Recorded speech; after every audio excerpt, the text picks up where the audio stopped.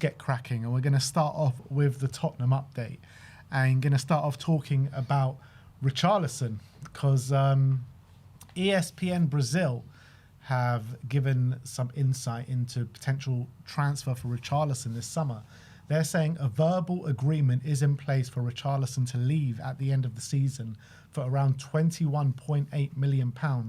Flamengo are interested. Ben Jacobs is saying that Richarlison has had an excellent season, is drawing interest from Saudi Arabia, and Dom Solanke has formative interest too. And regardless of what happens with either of them, he expects Tottenham to attack the market for a number 9 and a new winger, if possible, this summer. I do hear that every summer, every true. Window. It's true.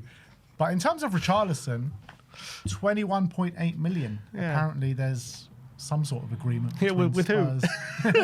Just a verbal agreement. I don't think there's an agreement with any club, but I think it's an agreement with Richarlison saying, well, if a bid comes in of this figure, we'll accept it. That's nice. That'll get the transfer done. We agree with Rishi. Yeah, you can go for 21.8 million. We have to get someone to pay that though. We do realise that. I hope we realise that anyway. You can't just have an agreement with Richarlison and I don't think it's a crazy figure. I think it's a pretty fair figure, to be honest. Obviously, the injuries have really hampered him. We know that. And we signed him for, 60 million? I thought it was 50 plus 10 million. I wonder if he's hit those 10 million add-ons probably at this point. He's been here for long enough. I think that's the figure we all kind of expected. Daniel Levy, one of the things was winning the Champions League and winning the Premier League. Golden Boot, 100%, all these kind of things. I think in this stage of his career, unfortunately, I think he is a good he can be, a good Premier League player. And to be fair, this season, he's probably been fit more than previous seasons, but he's still missed a fair chunk, hasn't he? I think you look at the numbers, he's only had, I think, 18 starts, and he's had the equivalent of like 25 or something, 90 minutes. So it's not like he's played tons and tons. And I think even this season, you can see physically, he just isn't the same player that we bought, unfortunately. I compare him to when he was at Everton. You look at clips when he was at Everton, he just seemed to be in a different place physically. He seemed to be so much more flexible, so much more dynamic as a forward player, and he just seems so stiff now, and it's a shame to watch it. And I think you see the kind of flashes of the old Richarlison come in sometimes, but when he scores overhead kicks every so often. But when I think the biggest evidence of it, we saw him on the left wing against Sunderland, and he just doesn't have the same effect in those kind of wide areas and in space that he used to. Like that moment against Leeds where he had that run on Joe Rodon and he had a few yards on him and he still got caught up and he just doesn't have the pace anymore. So I think, unfortunately, it's the right thing. 20 million, we're going to have to take a hit on him, unfortunately. I think his injury record obviously massively counts against him. But to be fair to him, you've got to say, whatever you want to say about Richarlison, his goals to game ratio is pretty strong. Apart from his first season where he wasn't very good, but ever since the last 2 seasons under Ange and this season, whenever he has played, he has pretty consistently scored goals. So I think teams will look at that and think, there is a player, if you can get him on the pitch, he is a pretty consistent source of goals. So hopefully we can convince someone to spend that 20 million on him. And I think from our point of view, we do need an upgrade. We need someone who's more readily available. And unfortunately, we just do need someone who's better. I think as much as Richarlison does score goals, I think that does it quite make up, for his lack of a lot of what he lacks, technical ability, hold-up play, his all-round game. I don't think it quite does anymore, unfortunately. Yeah, look, I've been saying for a number of years it's probably time to move past Richarlison and try get a move for him. But the reality is, I think Spurs have probably been willing to do a deal over the last couple of years, but Richarlison hasn't been willing to do a deal, and he's wanted to stay. Now that we're talking about the World Cup, by the time the next World Cup comes along, he'll be 33 years of age. So you're probably thinking, if he is going to go to a World Cup or another World Cup, this is probably his last chance. Yeah. So I think him staying at Spurs was all kind of in vision of trying to make it to this World Cup. Now this World Cup's going to come and go. I think this summer is probably the best chance for Richarlison to leave. I think if he does go to a Flamengo or go to a Saudi Arabia, it's his last chance to get a big pay packet as well. Maybe not so much at Flamengo, but definitely at Saudi.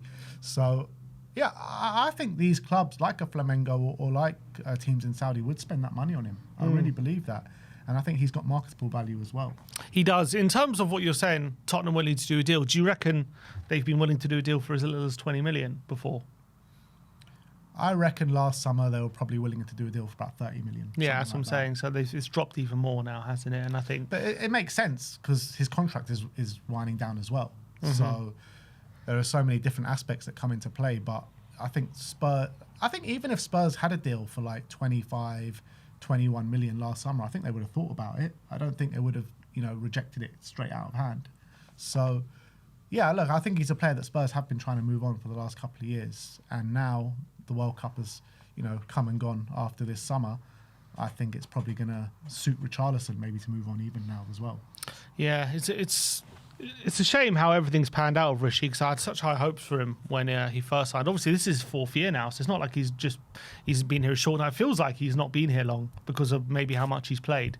But he has been here 4 years, and he just hasn't lived up to the £60 million price tag whatsoever, if we're being honest. And that's the reality. He hasn't been I definitely don't think he's been anywhere near as good that he was at Everton. That's true as well. But I think the main thing is just those injuries. If he was fit more, maybe we would think about his time a lot more fondly, but unfortunately, that's just something we haven't been able to see enough. Yeah, absolutely. So let's move on. Let's talk about Luka Vuskovic now. We love talking about Luka Vuskovic because what a stunning season he's had at Hamburg. And the question is where he's going to play his football next season. There was a report a couple of months ago saying that he's dying to be back at Hamburg next season to play with his brother, whose ban is ending going into next season. Hamburg coach Merlin Polzin substituted both Vuskovic and Arsenal loanee Fabio Vieira in stoppage time in their last game, which he called a special moment. And he said that he had the privilege of coaching these players for a year, and he's very happy about that because they played a superb season. The significance of this, I believe it was Hamburg's last home game of the season against Freiburg, and he gave Vuskovic and Fabio Vieira that moment in front of the fans, subbing them off in stoppage time, which, some say it could have been a farewell to the players. Now, the defender believes his next club will not be Hamburg next season, and he said, and he's told German media after that game, it's 99.9% certainty that was my farewell party at Hamburg. He added, it was a special moment. I'm very happy that I could help the team, and I'm very happy that I was allowed to be part of this great club. So I guess that puts to bed the rumours that he will be staying at Hamburg next season. Well, he says 99.9, didn't say 100, did he? So not completely. I don't think you can definitely rule it out, but it sounds like he's been told something from Tottenham, doesn't it? It sounds like he's been told by Tottenham, you're probably going to get an opportunity next season. You've been very impressive. We've loved what we've seen, and we're excited to get you involved. And if you come back into the fold, you'll probably be playing. Either that, or maybe he's been told if you do go out on loan, it won't be to Hamburg. It's likely to be a higher level, whether it be a Bundesliga or whatever. That's more like. But I reckon he's been told you're coming back and you're going to get an opportunity. I think so. So I'm excited about that. By the way, he scored again, didn't he, on the weekend? A free kick. So, I mean, he's now scored a scorpion kick. He scored, a few headers. He scored an overhead kick, didn't he? Mm-hmm. And now he scored a free kick. I mean, the guy, his quality knows no bounds. He's a superstar. It's ridiculous. The guy's a centre-back, and the catalogue of goals at 19 years of age this guy has is just insane. You see, if it was a number 10, you'd be impressed. And he's a centre-back. He's a striker. Yeah. If he was a striker at 19 years of age with that catalogue of goals, you'd be like, wow, get this guy in now. I know. It's insane. And this is a guy in the Bundesliga. So what's his goal tally now? 5? I mean, it's ridiculous. He's potentially up for a Puskas with that scorpion, with that back heel volley. He's a ridiculous talent, and not only that, his passing ability is brilliant. He's aerially 6 goals this season. 6 goals. He's aerially so dominant. I think he's got one of the best aerial completion rates in the Bundesliga. So he's got into Team of the Year. I mean, he's had a phenomenal. It couldn't have gone much better. Young Player of the Year. What, he won it? Did he win? No, he's up for it. No, he's up for it. I mean, it just couldn't have gone better, and I'm super excited to see him in the Premier League next season. Last year when he was in Belgium, he scored 7 goals, and we were like, well, he goes to a high level. He's not going to replicate that in a top 3 league in Europe, is he? At 19 years of age? Well, he's done that. He's done that. Not even goals. 20. Madness. So yeah. I'm so excited. We've been so excited for years, but as every test presents himself to Luka Vuskovic, he just passes with flying colours, doesn't he? Yeah. So, it's incredible. So big up to Luka. Hopefully he'll be back in the fold next season. We'll definitely see him for pre-season, that's for sure. And we'll see what happens. He even scored in pre-season for us. He did, a great goal, game, left foot. He's not even left-footed. He scored left foot outside the box, wasn't it? Or edge of the area. It was crazy. What a talent.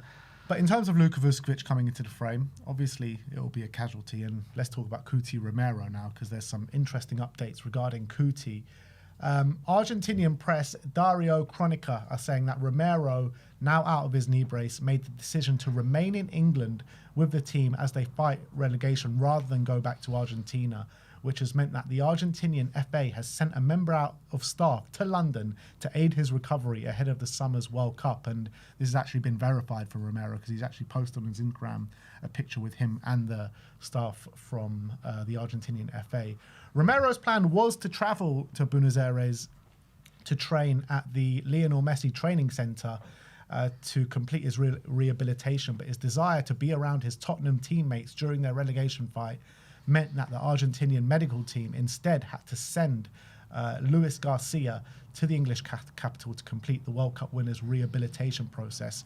The recovery timescale for his injury is estimated to be around 6 to 7 weeks, which will allow Romero to be back for Argentina's preparation games for the World Cup against Honduras and Iceland, and then obviously be back for the World Cup that starts for Argentina on the 16th of June.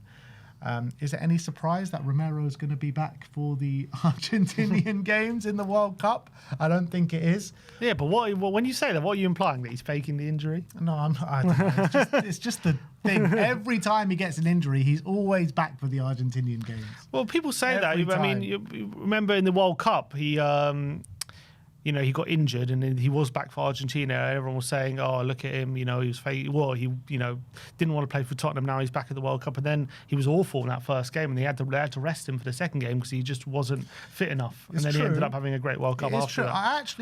I actually don't think it's a case of him not wanting to play for Tottenham and getting himself fit for Argentina, where that is the kind of media narrative. But it does always seem to work out like that.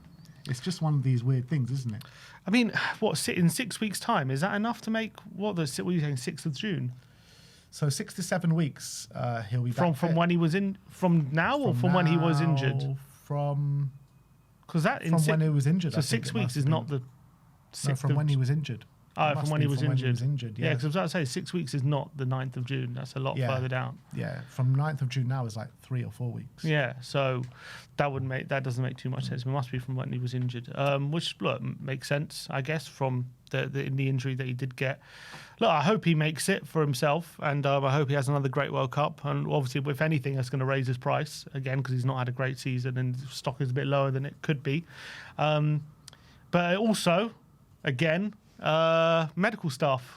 They've had to fly out someone to look after his injury because he doesn't trust the Tottenham medical staff to look after it. And he's probably thinking, if I leave my injury to the trust of the Tottenham medical staff, I'll probably play at the World Cup. He'll probably think if I play at the World Cup, I'll probably re-injure myself within a few minutes, like every other Tottenham player seems to do. So, no surprise that he's got a lot. Probably, even more so, the Argentinian FA probably don't trust the Tottenham medical staff as well. So, it doesn't surprise me that he's got someone flown out. Look, he's got previous of this as well, isn't he? In his last injury, he thanked the Argentinian FA medical team for getting him back fit, and no mention of the Tottenham medical team whatsoever. So Romero knows exactly what he's doing. However, though, Ben Jacobs does say Romero, I'm told, will still leave either way. There's no high likelihood of it anyway, and it makes it a bit more clear-cut that Tottenham need to agree on something there if it suits all parties, and then go out and get a starting defender to come in. Is that starting defender Luka Vuskovic? Is that starting defender Marcos Senesi or someone else? But Ben Jacobs suggests that relegation or no relegation, Romero is still looking to leave. Yeah, we've heard that, and I think it's a case of both parties happy to part ways. I think in this scenario, in terms of the starting defender, I think. I mean, Senesi in most other scenarios would be. So I think he's definitely come. He's not being brought in to be on the bench, but it's going to be interesting to see if Romero is the one going and Senesi comes in, how we do that. But Yeah, I think Vuskovic probably will get his opportunity. You would think, unless Zerbi's happy to play 2 left footers. Yeah, which I'm not too sure, but it could be. Well, look, let's get onto Senesi then, because Senesi was the next topic, and Ben Jacobs again talking about Senesi.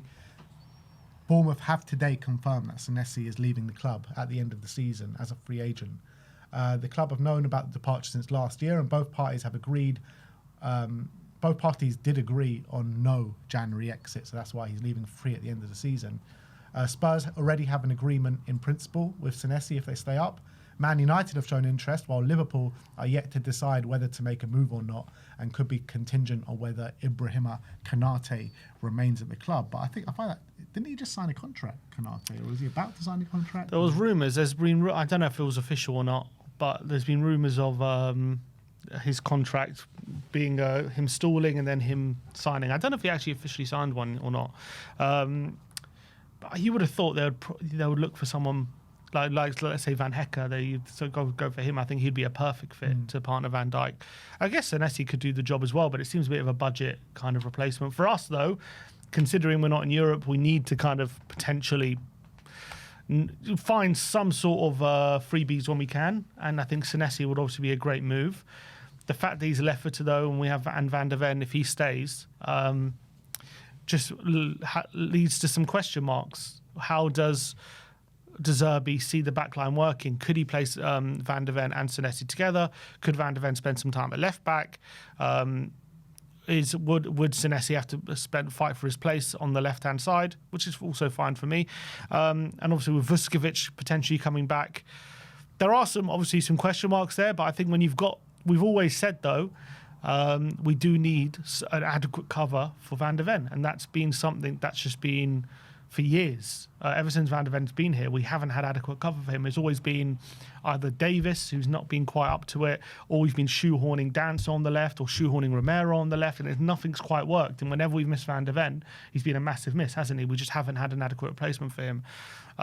It works a bit better with Danso, just because Danso's more comfortable on the right when Romero's gone out. So it's been okay. But when Van der Ven's missing, there's just no one who's comfortable left centre back in the same way. So from that point of view, regardless of how De Zerbi sees it, I think getting Senesi would be a good move.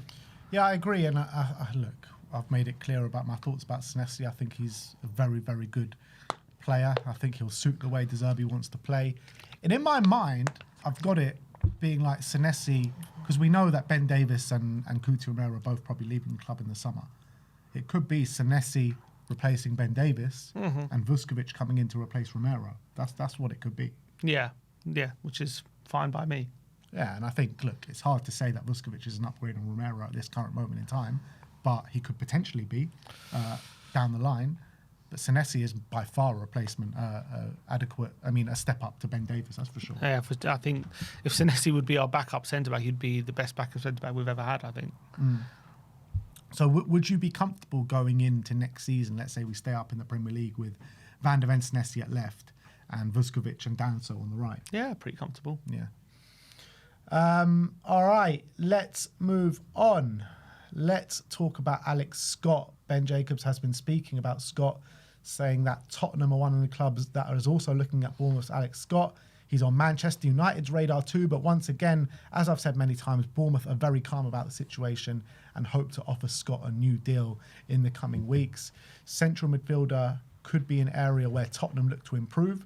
They'll have to make a decision over João Palhinha, and there is a willingness to potentially engage to keep him permanently, as he would like to stay at the football club this summer. I think João Palhinha is a no-brainer. I think they have to make that permanent, in my opinion, for the money that's being bandied about. And Alex Scott, like we spoke about yesterday, we spoke about him at length. As a Tottenham boy, the quality that he has, hopefully Spurs can kind of sway him to move here and not sign that contract to Bournemouth, because he's only got 1 year left. Yeah, so let's hope that we can kind of get into Alex Scott's ear. Obviously, we need to stay up. That needs to be first and foremost. I don't see Alex Scott playing in the Championship when he's potentially going to the World Cup. So he's in a different stratosphere now to that. He's become a phenomenal midfielder at Bournemouth. But as I've said before, he's fully COYS. You have to take advantage of those situations. In terms of the João Paulinho, it'd be interesting because if Paulinho stays, as I've said before, we're going to have to make some tough decisions. With lots of talk about Sarr leaving. If it is a choice of keeping Paulinho and then missing your chance potentially on Alex Scott this summer and having to wait for him, or not signing Paulinho and going for Alex Scott, who's got a year left, what do you do? I think you need to bring both in. I really do. I think there's players like Pape Matar Sarr, Bissouma that could potentially be going out the door this summer. I think you can have a squad with both of them in for next season. But you also have Bergvall, Gray, Bentancur, Paulinho, and Gallagher. So you've got 5 centre mids there potentially. Yeah. So for 2 spots, I guess. Guess you got to count Maddison in there as well. Maddison, now he's back. If you're if you're looking for 3 spots, if you count the number 10, obviously we'll see Xavi. I don't know if we'll sign the number 10. I don't know if we'll sign other midfielders. Next season, would you rather have Alex Scott or Paulinho in your squad? I genuinely don't think it should be a case of either or. But if it was, we can have both. But I don't think it should be. But what if it was? But it's not. I'm just saying, what if it was? But why does it need to be? It doesn't need to be. I'm saying if it is. If signing Paulinho impacts the chances of getting Scott, what would you do? I mean, I'd prefer Alex Scott, obviously, than João Paulinho, but they're 2 completely different players.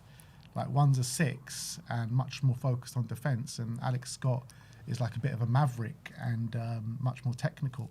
So I don't think it's an either or. I think they bring different things and different profiles to the team, and I think if you're building a squad, to have both of them in your squad is very valuable, in my opinion. So, you're talking about having 5 or 6 midfielders for 3 different spots. I don't think that's too many. I really don't. Well, that's without Scott, and that's without potentially bringing in another one, which maybe you'd want another 6 to and maybe even a 10. Because are we going to sign it? We don't know what's going on with Kulusevski. Obviously, Javi's out till at least February. So you might want another attacking midfielder. So then you're all of a sudden potentially talking about 8 or 9 at that point. I think Kulusevski probably will be back for next season. I mean, can't say for certain, but I think he will be. But judging by what Potter's saying. Yeah, the beauty of Kulusevski is that he can play on the right wing as well, where, we probably want to sign another winger as well. But Kulusevski is adaptable in that situation. So, I still think we can fit these players in. Yeah, there might have to be a casualty or 2 in the midfield, but Alex Scott is an upgrade on anyone that we've got, in my opinion, in the number 8 position. So if we have to send some out on loan, if Sarr has to go, Bissouma's definitely going to go. I don't know who's going to make way for Alex Scott, but I think someone should. I just can't see a world where we sign Scott, we sign Paulinho, and potentially another 6, if that's possible, and keep Bentancur, keep Bergvall, keep Gray, keep Gallagher, all of those, all in the squad. I just don't think that's realistic. I think you'd have to make some tough decisions. I don't know what that would be. Maybe Bergvall on loan, maybe Gray out on loan, maybe both of them out on loan. I don't know what that would be, but you'd have to do something like that if you're going to fit in Scott and Paulinho, and potentially what we're all saying is we need another number 6, because Paulinho is going to be a player you use at the right moments. You don't want him coming in and being your starting number 6 in the De Zerbi kind of team every single week. You want to use him. He has his uses, as I've said, and he's shown it over these last few games. He's shown us since he's been here. Well. I'm saying you got Bentancur, yeah, 100%. But we've also said, is he good enough? We've always wanted to even a replacement. When we were talking about him under Ange, we were always saying he was good, but we need a little bit better. He's been very good under De Zerbi so far, but is he good enough to be your starting 6, or do we need someone even better than him? Maybe, but everyone's saying you'd rather get rid of Bentancur than Paulinho? If we can get a proper passer in there, then yeah, I probably would. Because really? I think Paulinho offers something completely different. He does. Because if we keep Bentancur, then surely he's going to be, that passer that we have from deep, right? So if we can get a top passer that can play the number 6, then we can have a variation of different profiles. You think, based on what you've seen in recent weeks, you'd rather let go of Bentancur than Paulinho? Yeah, I would. I disagree. I'd rather keep Bentancur. I think Bentancur's been phenomenal. I think can't sing his Bentancur's much more praises. suited to what De Zerbi wants to do. I Yeah, think. that's fine, and I don't disagree with that whatsoever. But what I'm saying is you want different profiles in the squad. You can't stack a squad with the same profiles. So if we're going to bring in a top passer, someone that can dictate the tempo of play, all the attributes that we've been talking about for a number of years now, then I would keep Paulinho along because he adds something completely different that we don't have. Interesting. I just think... Look, I think what's probably going to be the reality is we're not going to get Scott. I think we are going to sign Paulinho because we're short of cash. And I think maybe Scott... I don't know how much he's going to... To be fair, I don't know how much they're going to charge for him, but I think he's going to end up signing a contract. And I think we're going to end up just bringing in Paulinho. I think that's probably what's going to end up happening. Maybe. I don't see us getting both.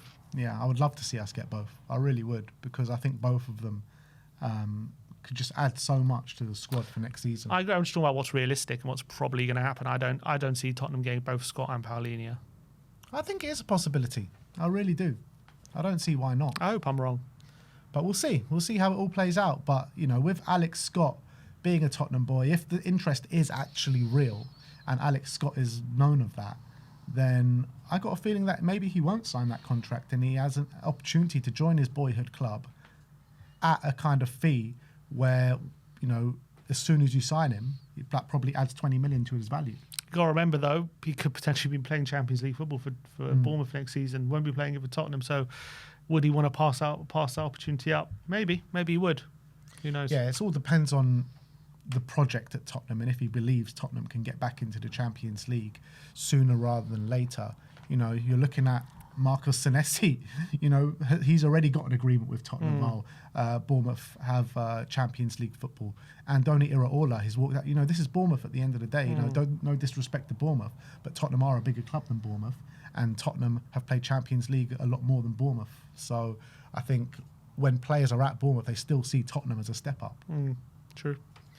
All right, let's talk about... Oh, this is not a good one. This is not a good one at all, because Laurie Whithall of The Athletic is saying that Manchester United are now proposing a 2-year +1 deal for Michael Carrick. Talks are underway.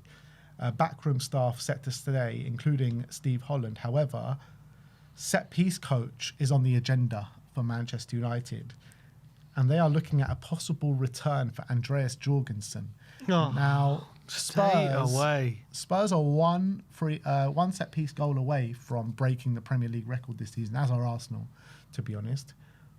But that would be a major kick in the teeth for me if Andreas Georgson was to leave, because he's been our best set-piece coach since Gianni Vio, maybe even better than Gianni Vio.